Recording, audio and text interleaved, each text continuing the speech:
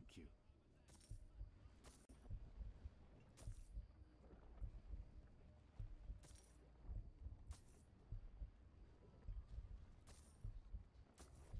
This I can sell.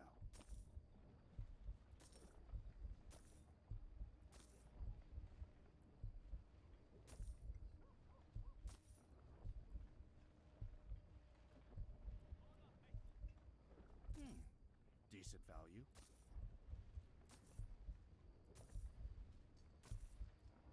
Very well. Take it back. I thank you.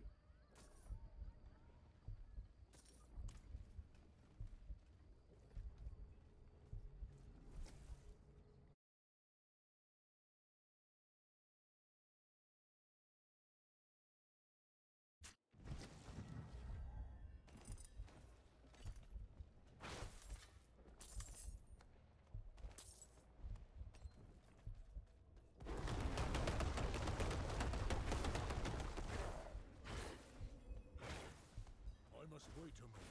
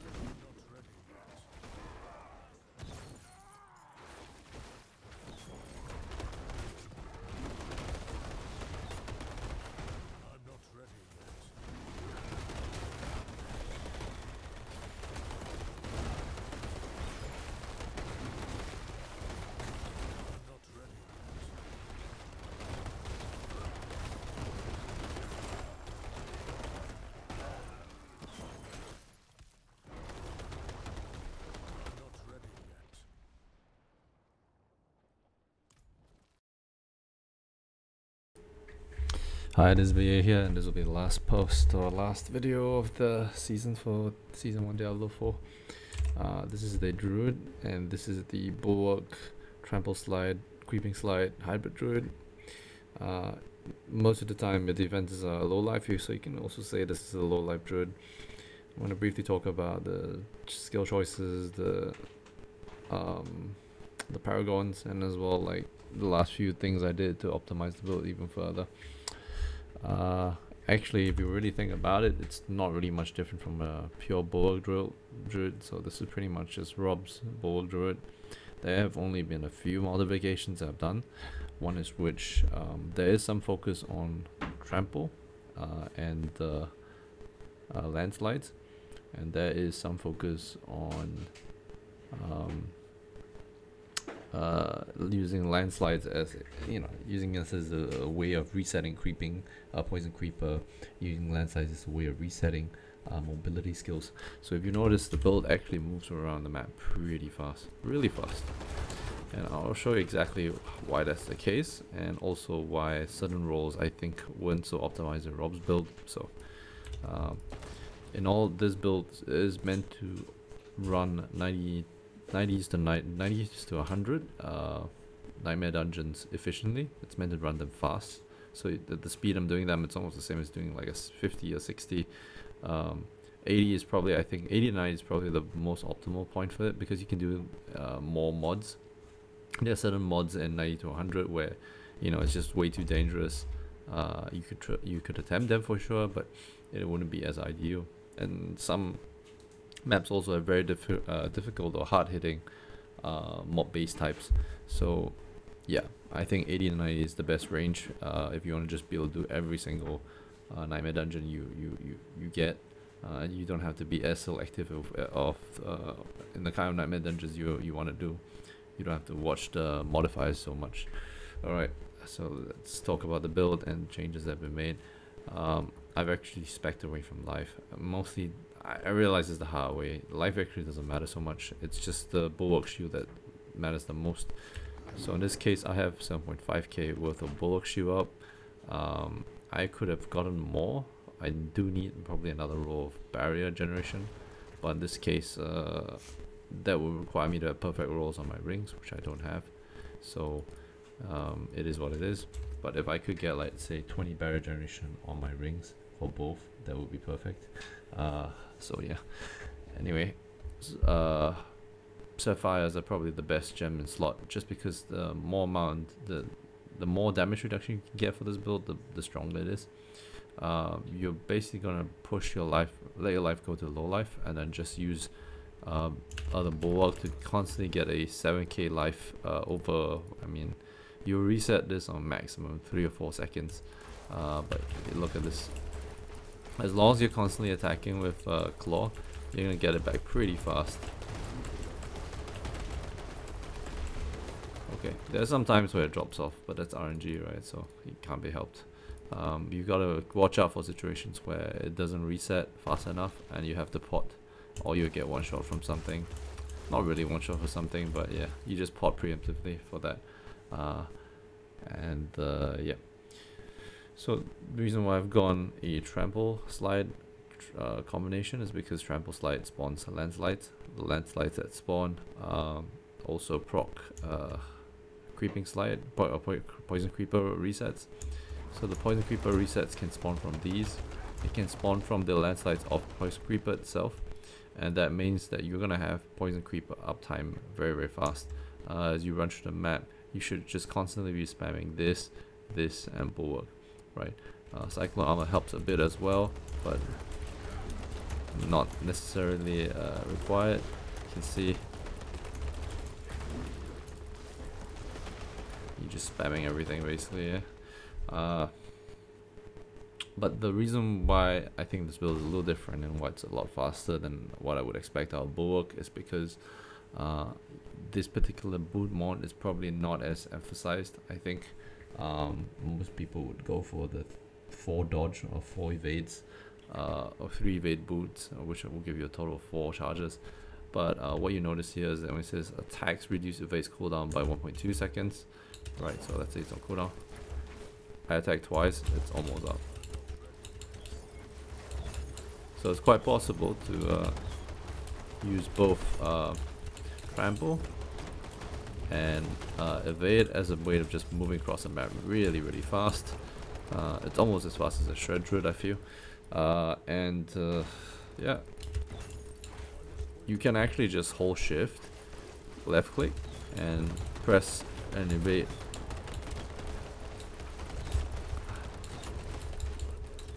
Yeah, so basically you just hold shift down to left click just to get resets.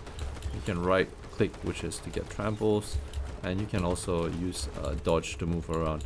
You don't actually have to walk anymore. So in that case, I might consider dropping movement speed entirely. We'll see, but that's pretty cool. I think movement speed is still good quality of life, but you're not really 100% reliant on it anymore, because you're just gonna evade and trample around to move. Okay. So back to the gear, I would say it's pretty much the same as Rob's build, to be frank. Just maximum DR armor on chest. You want armor, cooldown reduction, basic skill attack speed, and barrier generation on helm. Basically same thing, except you go for levels and landslide in this case, because you are leveling Landslide as well. Your Landslide is probably like it's level 9, and you don't have to add the other 2 points. It's still a pretty decent source of damage, by the way. Landslide does a sizable chunk of damage, not as much as Bulwark, but it's great for starting your barber. It's also great for doing lower level or killing trash mobs, essentially, right? Because you can't just rely on Bulwark to kill trash mobs. It's just too slow. Yeah. And sometimes because of barber, right, you don't even need Bulwark to burst down elites. You just need to suck everything together and then use landslides, and they just die anyway. You don't have to use Bulwark. Yeah. Pan, same thing, full DR. The optimal DR for Druid is actually Fortify is your number 1, because Fortify is almost always up, so it's the most reliable. The second one is Poison, because Poison Creeper cooldowns are so fast. Your enemies are always poisoned, so that's also a very reliable thing. So damage reduction or Fortify, damage reduction or Poison are your number 1s. Well, number 2s actually. So for low life Druid, your number 1 is going to be damage reduction while injured. You can get it on 3 slots, so it's going to be your pants, your boots, and your amulet. Yeah.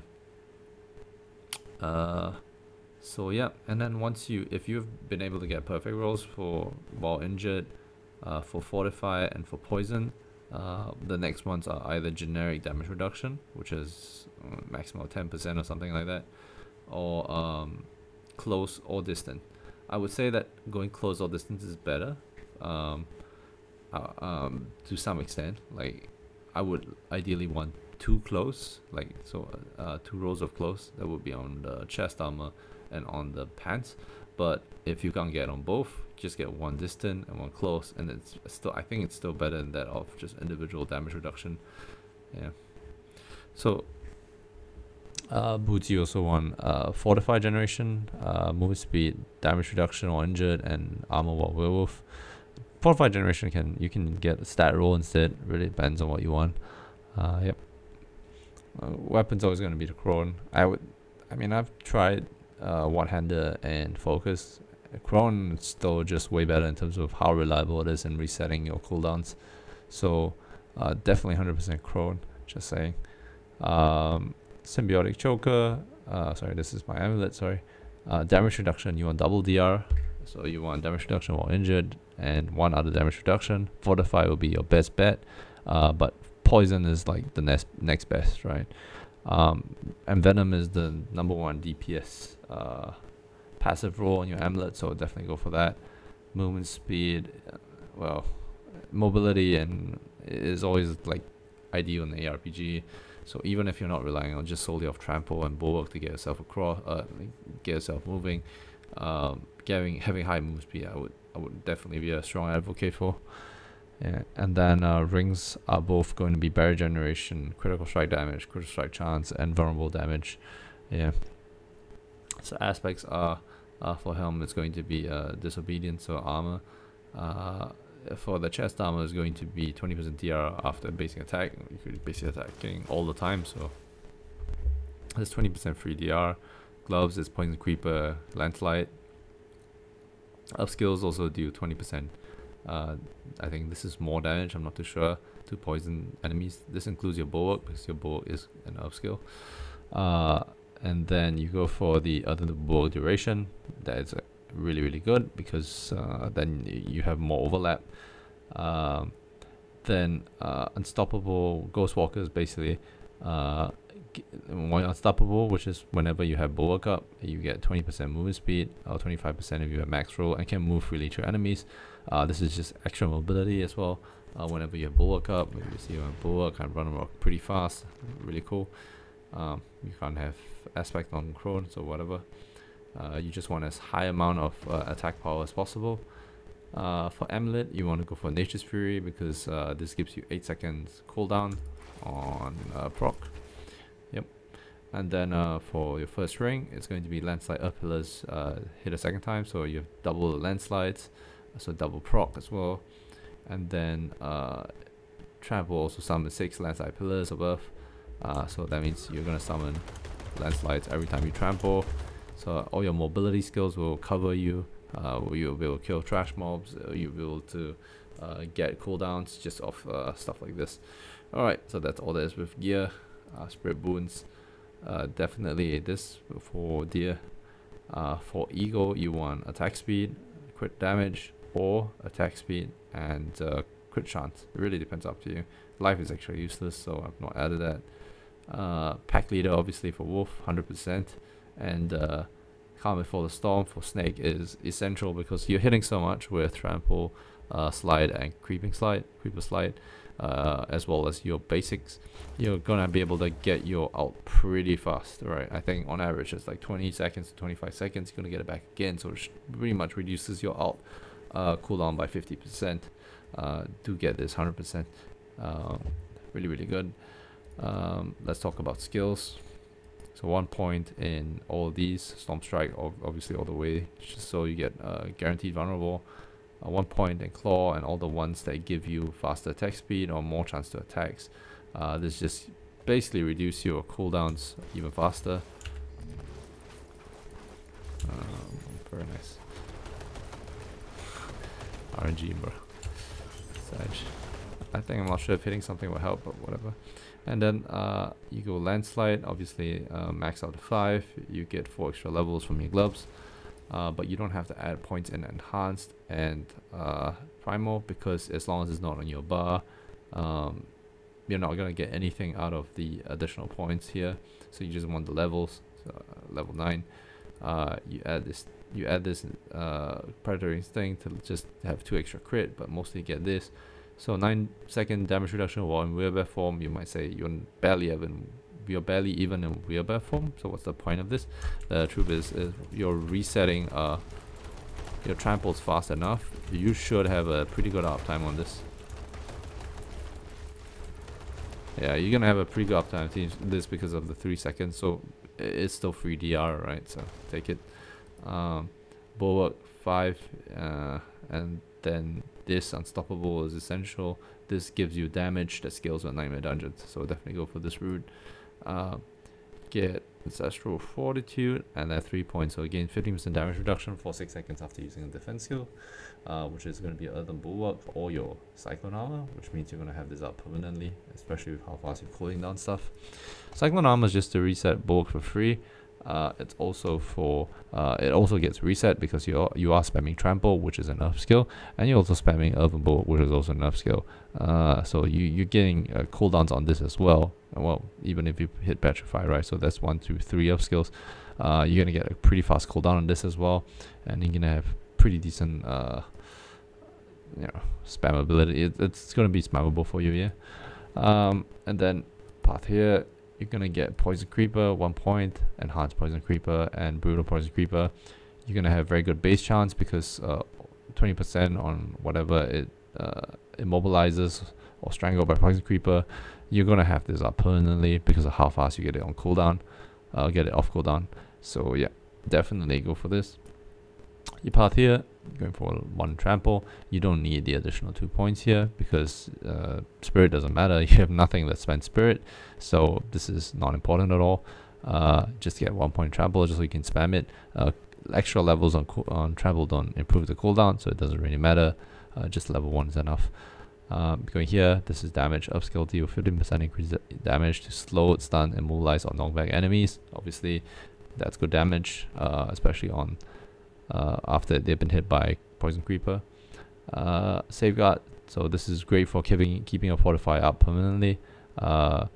Say critical strike to earth skills fortify you for 7% base life. That means all the landslides that you spawn with trample, all the landslides you spawn with Poison Creeper, the earth spike you spawn with claw, and what was it, Storm Strike, all going to give you fortify. Your fortify should always be max at all times as long as you're hitting something.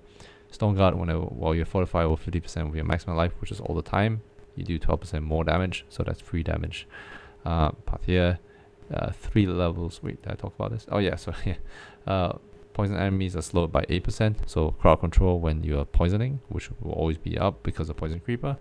And obviously the most damage you can ever get on a passive, and Venom is point for point the best DPS passive for Druid.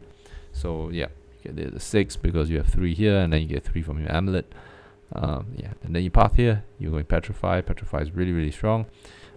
You don't need the extra duration. I've checked, it really doesn't matter. 1 second more, it really doesn't matter. So just go for this. Defiance, nature magic skills deal 12% damage to increase damage to leech, just more damage, right? Natural disaster, more damage, 12%. Yeah, more damage. And then you path here.